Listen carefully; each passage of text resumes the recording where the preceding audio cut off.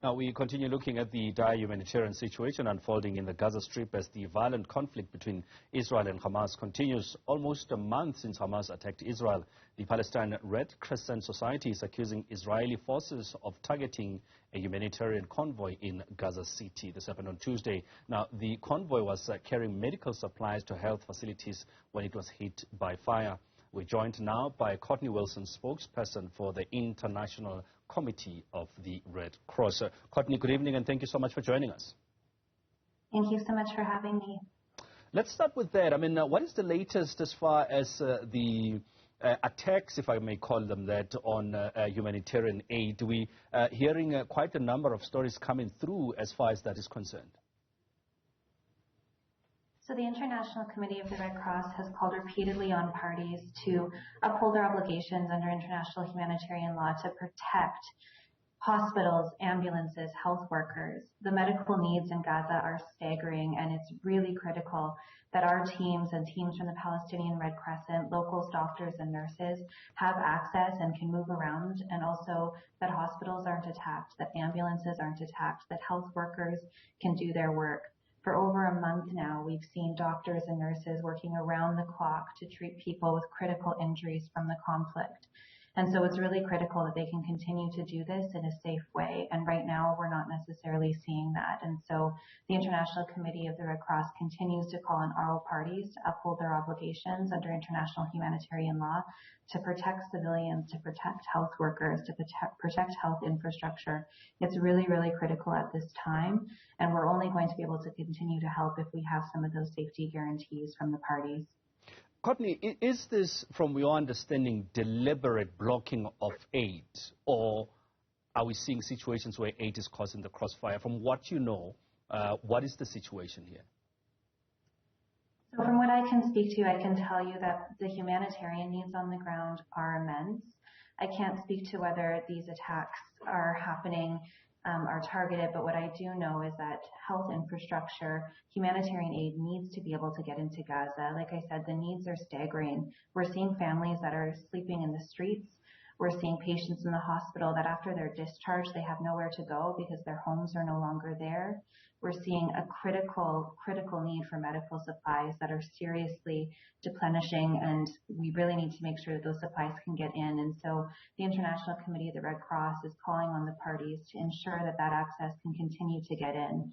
At this point, we've been able to get 25 trucks of aid into Gaza, but that's really just a drop in the ocean right now. What we really need is that safe and sustained humanitarian access to continue to get in medical supplies, hygiene kits, critical things that the people of Gaza need. So right now, this is really just a drop in the ocean, but our teams really need that safe and sustained humanitarian access to get in so that we can continue to provide that life-saving aid to the people. Are these conversations, though, happening, Courtney, to guarantee safe passage, as it were, for humanitarian aid? Understanding is to say that these are life-saving equipment. This is life-saving equipment that is needed in Gaza. The equipment needed in Gaza is life-saving, as you say, and so the International Committee of the Red Cross continues to have dialogue with all parties to the conflict to remind them of their obligations under international humanitarian law, which includes, as I mentioned, that safe and sustained humanitarian access. What our teams are seeing on the ground is incredibly devastating. People don't have access to food or clean water.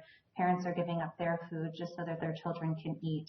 Our war surgery team that's in Gaza right now is seeing children come in that have lost their entire families.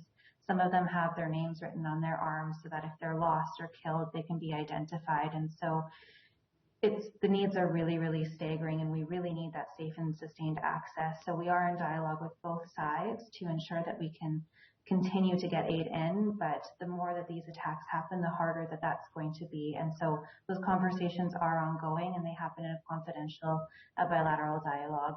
But what we can say is that the needs are immense, and that we need to continue to be able to get that ensured safe and sustained access to continue to get supplies into the country. Have we seen any form of success in delivering this aid, Courtney, so far, or are we seeing more of this attacks, as it were, and that somehow just blocks this humanitarian aid? The International Committee of the Red Cross has been successful in getting aid into the country. There's also other components of the Red Cross and Red Crescent movement, the Palestinian Red Crescent staff and volunteers that have been working around the clock since the start of this escalation, the Egyptian Red Crescent as well. So we have been able to get aid into Gaza. The International Committee of the Red Cross has so far had over 25 trucks of medical supplies, hygiene kits, etc., that have been able to get in. We've been able to distribute medical supplies to over 9 hospitals. We also have this war surgery team that's already been working on the ground. Some of the stories we're hearing are very harrowing. The needs are still very immense. And like I said, it's a bit of a drop in the ocean of need, but we have been successful so far, and we're going to continue to work around the clock, work relentlessly to continue to try to get aid into Gaza because the needs are immense. We know that, and we're continuing to push to get aid in, and we're committed to being there for the people as long as they need us. And I mean, as you said that the conversations are ongoing as far as the safe passage negotiation of this humanitarian aid. Are we seeing any positives coming out of this, or as normally is the case, conversations are had behind closed doors? Yeah, so I don't have information on the exact nature of the conversations, but I do know that they are ongoing, and I do know that our colleagues on the ground are continuing to remind both parties of the conflict of their obligations under international humanitarian law. All right, Courtney, we're going to have to leave it there, but thank you so much for speaking to us. Courtney Wilson, spokesperson of the International Committee of the Red Cross.